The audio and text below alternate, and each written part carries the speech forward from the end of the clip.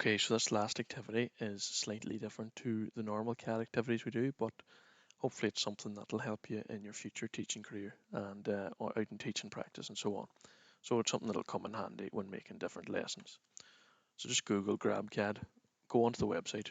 I know you're aware of the website, but it has changed recently and it's slightly harder to find the CAD library. So when you're on the website, scroll down and it's now in this dark section here labeled GrabCAD Community. Click Browse CAD Library, and now what we're going to search for is based on this week's topic. So one of the platonic solids or Archimedean solids, that's what we want to search for. So don't pick something simple like a tetrahedron or a cube because we can easily make them ourselves. I'm going to look for a snub cube, for example. You can choose any one that you want for this, all right? So you're not going to have to draw it, you're just going to have to download it. So snub cube, I'm going to search that in here. And if I search that, I want to look for the SolidWorks file. So that one there is ideal. So just check that you're happy with the file. I want it to be all one solid piece.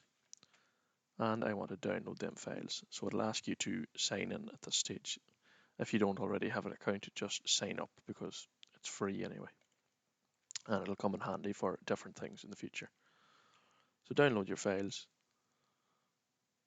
I want to see that in the folder.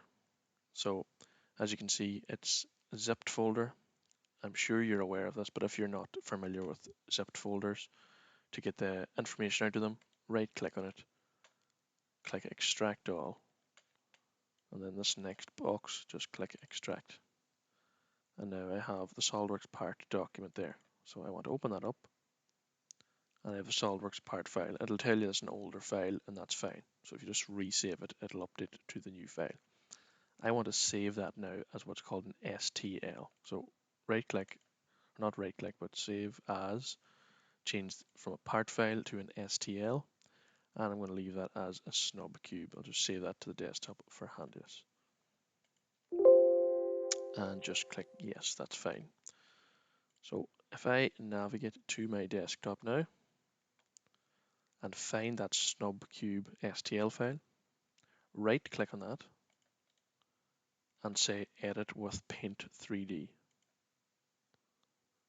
So it'll open up this 3D model of it. Now, you can move it around like that. If you want to rotate it, it's slightly more, complicated and tedious than SolidWorks, but you just have to drag these arrows. It's not too bad. What you want to do then is go up to brushes, select the paint bucket. So if I start brushing straight away, it's just going to be straight lines. I don't really want that. I don't want to be drawing on each line. So what I'm going to do is go over and pick the bucket or the fill icon, and then I can fill each face a different color. All right, if it doesn't allow you to fill each face, it doesn't really matter. Just do the whole object like that. If it allows you to do each face individually, that's fine as well. So what you can do is change the fill type to a side, and then hopefully now that'll let you to fill each side individually. So make sure that fill type is selected side, and you can color all the sides slightly differently. So no two sides touching should be the same color. And that just makes it easier for students to view that, right? I'm not going to go through the whole thing because it would take ages, but I'll just show you that small example. After that, we want to go to Menu, Save As, and click 3D Model. We don't want to change that, sorry, we'll leave that as .glb file. We can leave the name the same, and we'll save it whatever folder you want. Okay, so now that that is done, I'll just go down to the end of this PowerPoint because it's blank.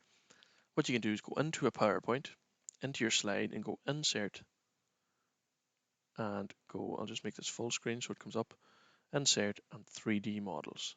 Click the drop down arrow and say from this device, and find that snub cube 3D object, not the STL anymore. I want the 3D object because that'll have the colors that you put on it. As you can see, it inserts. We can move that around and scale it. We can also grab this little toggle in the center and drag the 3D model around. So that's very handy in a DCG room. You could actually show this to the students on the PowerPoint when you're talking through a topic. As well as that, you can go up to the animations tab and you can have it turning as the PowerPoint is presenting. So if I change that to turntable, and what I can do is go to the animation pane, then edit that animation. So effect options, I can make it turn as much or as little as I want, 2 spins for example. So if I play my PowerPoint then to the class, that will spin there on the side as well. So if you're showing a certain model, like an Archimedean solid, so something fairly complex, you might want to have a rotating model like that that'll show them all the different sides of it. Okay, so that should come in handy hopefully in your teaching. So just present it on a slide like that and just add in a few notes, just name what the shape is, and so on, and save that as a PDF as well. It doesn't really matter for the submission, it's just so you know that that feature is there to use. Okay, so hopefully now that makes sense.